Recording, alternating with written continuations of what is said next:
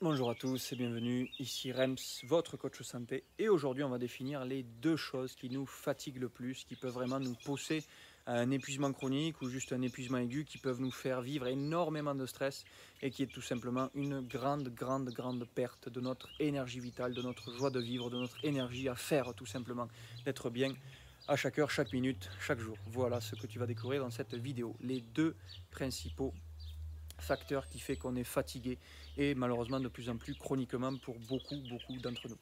Si tu souhaites avoir plus de connaissances chaque semaine, chaque jour sur les connaissances qui te permettent d'être en santé tous les jours, de te booster et évidemment d'éviter les maladies, ce qui est plutôt plus sympa à vivre, notamment le syndrome de fatigue chronique que je vais te définir un peu plus dans cette vidéo, abonne-toi à ma chaîne YouTube et à mon groupe Facebook privé Santé et Simplicité. On attaque.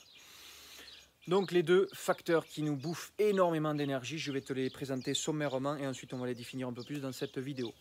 Les deux premiers, donc ils n'arrivent pas ex aequo parce que le number one il est vraiment incontestable, c'est nos cogitations mentales, nos pertes d'énergie cérébrale, nos anxiétés, nos angoisses, nos pensées négatives que l'on nourrit, que l'on se concentre dessus et qu'on ne fait que rabâcher en fonction évidemment de la réalité que l'on a, de nos relations, est-ce qu'on arrive à s'exprimer ou non, à assumer ce que l'on est.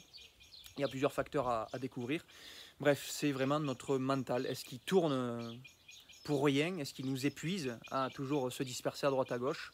Ou est-ce qu'il est concentré sur nous? Ce qui rejoint le principe de conservation de notre énergie. Apporter, stimuler, conserver notre énergie. Quand tu diriges ton énergie vers toi, tu la conserves. C'est comme un seau avec plein de trous. Mais là, tu bouches les trous pour éviter de perdre ton énergie.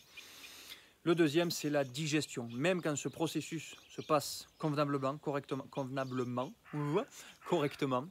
que tu as mangé quelque chose de sain pour ton corps, selon tes croyances alimentaires, selon les théories que l'on peut affirmer, mais en même temps, c'est juste que du ressenti. Et quand tu as le bide plié en deux et que tu pars de suite à la sieste, à un moment donné, il faut se dire peut-être que non, je n'ai pas mangé quelque chose de sain. Eh bien, le processus digestif, même quand il se produit de manière normale, dans toutes les bonnes conditions, tu as bien respiré, tu as bien mastiqué, c'était la détente, tu étais en famille, tout va bien, tu te reposes après, tu peux aller marcher. Même là, ça demande quand même beaucoup d'énergie au corps. Alors en plus, si tu souffres d'une indigestion, je ne te raconte pas, tu n'apportes pas d'énergie à ton corps premièrement, et en plus tu lui en demandes pour digérer ce que tu as bouffé. C'est pour ça que le plus souvent, beaucoup d'entre nous ont la nécessité de faire une sieste, alors que ce n'est pas du tout une preuve de santé, c'est-à-dire normalement quand tu apportes un repas à ton corps, tu lui apportes de l'énergie. Donc normalement, ça fait beaucoup de normalement, hein, ça me saoule. Tu devrais être plus vitalisé après un repas qu'avant. Sauf que nous, le plus souvent, c'est l'inverse. On est défoncé, il n'y a pas d'autre mot. On a besoin d'excitants comme le café, l'alcool, les digestifs, le thé. Allez, pour se fouetter le cheval et repartir au turbin, comme on dit. Donc, sans plus attendre, on va définir ces deux points clés. Les pensées. Ton mental, en fait, sur quoi tu te concentres, à quoi tu penses, ça agit toujours. C'est pour ça que ça ne sert à rien de se dire comment je peux l'arrêter, comment je peux l'éteindre. Tu peux évidemment atteindre un certain niveau grâce à la méditation, c'est vrai. Tu peux vraiment atteindre un niveau de calme, d'un apaisement. Mais notre qualité cérébrale, c'est prodigieux même, hein, notre particularité humaine, c'est vraiment qu'on a ce don d'avoir autant d'idées, tout simplement, d'avoir autant de créativité mentale, autant de potentialité, si tu veux. Mais évidemment, quand tu ne sais pas l'utiliser ou quand justement tu es dans une réalité qui ne te convient pas, tu vas avoir aucune matérialisation, que ce soit un événement, une situation, une personne, qui va te montrer que tu es bien dans ta réalité. À chaque fois, tu vas avoir une confrontation pour te dire ben, t'es pas bien en fait dans ta réalité. Mais vu qu'on ne se remet pas en question, on continue, on bourrine, on est peut-être avec un compagnon qu'on n'aime pas trop, que ça commence, il faudrait communiquer mais on ne le fait pas, on continue avec un métier qu'on n'aime pas, on fait des choses qui ne nous plaisent pas, on ne fait pas les choses qu'on aimerait faire par exemple aussi, on n'aimerait pas on ne pense pas non plus aussi à se détendre tout simplement, bref, beaucoup de raisons qui fait qu'on peut commencer à avoir des pensées négatives, un état dépressif plus ou moins fort, plus ou moins aigu, plus ou moins chronique. Et surtout, là où je veux en venir, c'est que ton mental, c'est comme un jardin, que tu plantes des graines ou non, il va faire quelque chose. Donc soit tu laisses la mauvaise herbe s'y mettre, soit tu plantes quelque chose de sain. Par exemple, un exemple, une illustration pour éviter la répétition, parce que monsieur il aime pas. Non mais quand tu écris c'est mieux de ne pas répéter parce que c'est chiant, mais même l'oreille c'est chiant. Bref, un peu maniaque sur les bords. Et un exemple très simple, c'est que si je plante la graine au niveau mental que je crois, une croyance, mais il faut la répéter avant pour que ça devienne une croyance, donc il faut l'affirmer positivement. Chaque jour, ma santé s'améliore. À chaque jour qui passe, ma santé s'améliore. Je la répète, j'y crois, je la ressens, et à un moment donné, au bout de 10 jours, 20 jours, 30 jours, je la répète régulièrement, je l'écoute avec un magnétophone, je la répète régulièrement dans ma journée, je peux la lire également, je peux mettre des post-it, et ça va t'impacter positivement. Tu vas mettre une graine qui aura la potentialité de germer dans ta vie, c'est-à-dire là, je veux être en santé de plus en plus tous les jours. Donc, c'est une croyance qui veut germer, qui veut créer quelque chose de positif, un cercle vertueux. Sauf que quand tu fais rien, eh bien tu vas te faire écraser par les croyances des autres. Vu que le plus souvent on tourne sur le négatif, merci le 20h de TF1, merci notre éducation, merci encore une fois de ne pas se remettre en question, qu'est-ce qu'on aime, qu'est-ce qu'on n'aime pas. Donc c'est vrai qu'on a beaucoup de gens autour de nous qui sont négatifs. Encore une fois, on les attire, on vibre ça aussi. Donc c'est pas seulement dire les gens ils sont méchants ou c'est des truffes. En l'occurrence, il faut aussi se regarder soi et surtout soi. Et tu ne peux pas changer les autres, tu peux que leur ouvrir l'esprit. Toi, par contre, tu peux faire un peu plus d'action sur toi-même. Voir que ça ne te plaît pas, donc tu le changes. Ou si tu ne peux pas le changer, tu apprends à l'aimer. Voilà, tout simplement. Batterie faible, me gonfle pas, toi. Tout ça pour dire que soit tu mets une graine qui peut germer quelque chose de positif, soit tu laisses ton mental se faire bouffer par les informations négatives du 20h, se faire bouffer par j'ai bientôt 30 ans, je commence à avoir l'ostéoporose, j'ai mal au dos, et ouais, je vieillis, et ouais, la maladie, ça frappe, et on a beau souhaiter bonne année, bonne santé en fin d'année, mais ouais, c'est pas trop ça, ouais, ma mère, là, tu vois, elle est morte d'un cancer, et t'as vu, j'ai des couronnes aux dents, c'est dur, tu vois, pour juste te donner l'exemple de la santé.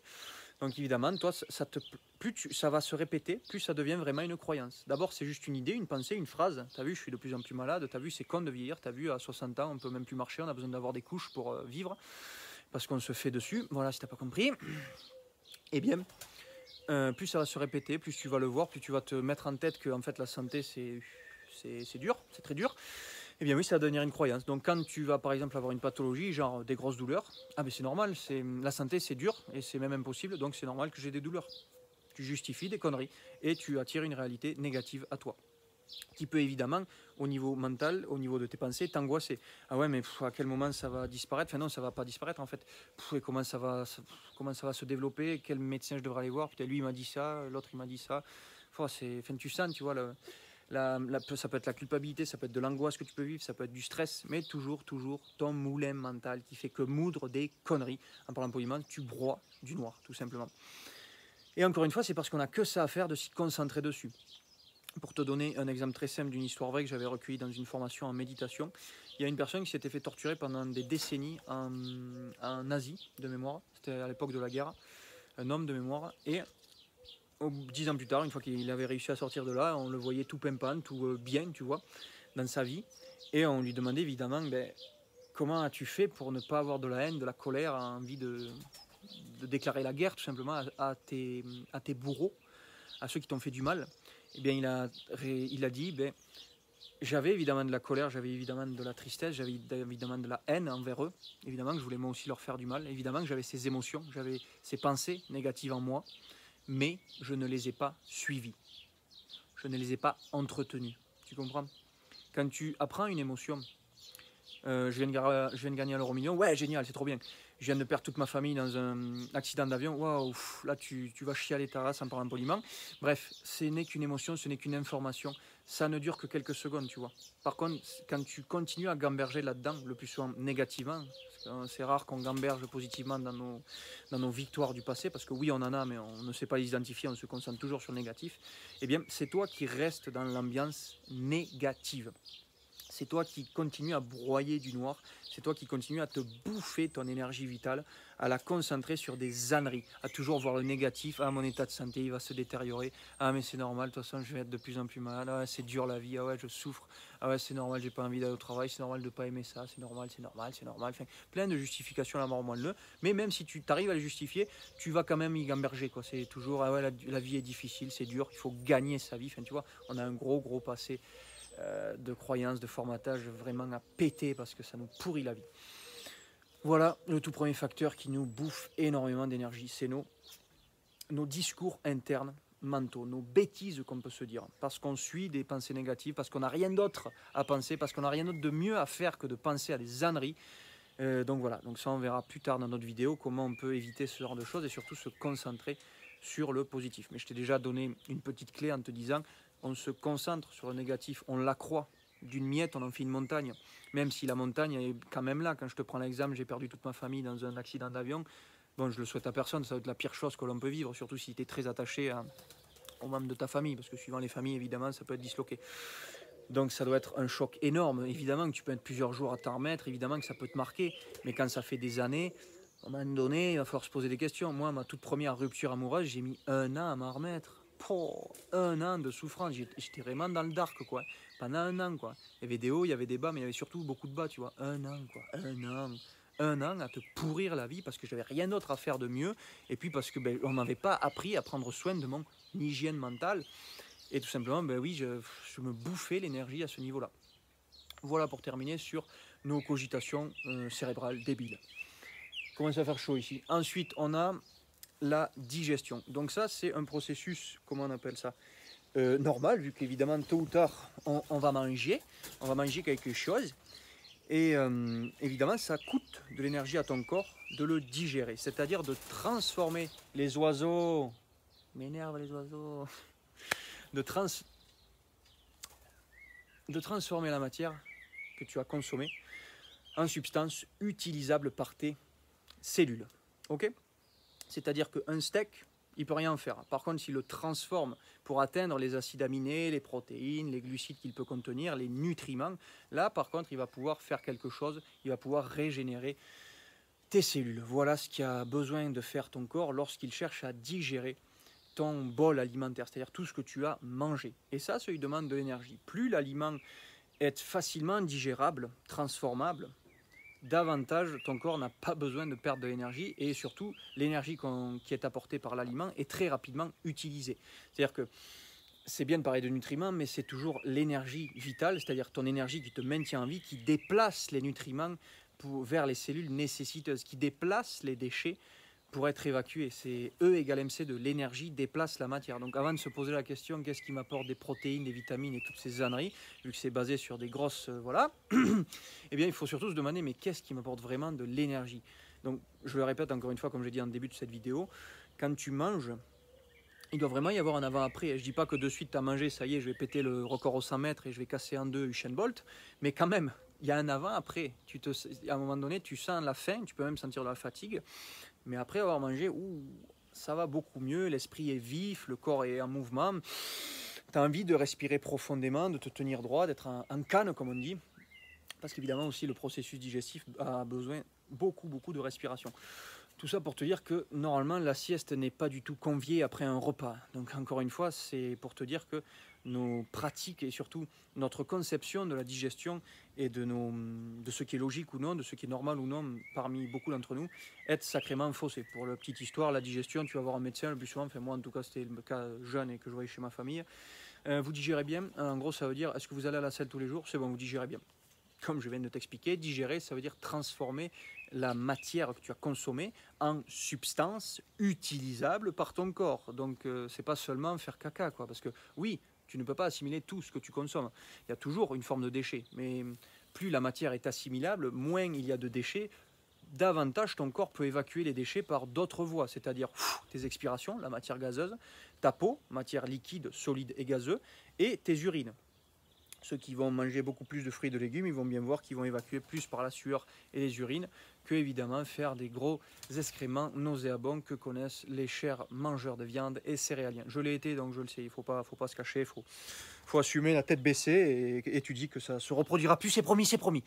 Bref, tout ça pour te dire que la digestion en elle-même demande de l'énergie à ton corps. Mais alors en plus, quand ça devient une indigestion parce que tu as mal mastiqué, parce que tu n'as pas respecté certains paramètres importants de la digestion, comme de manger dans un endroit calme, pas avec plein d'informations divertissantes, à regarder ton téléphone en même temps, à être complètement avachi sur ton assiette, donc évidemment tu auras une mauvaise respiration, ça va mettre une pression sur tes intestins, tu peux vivre une émotion négative après le repas, bref, tout ça peut influencer et va influencer négativement ta digestion.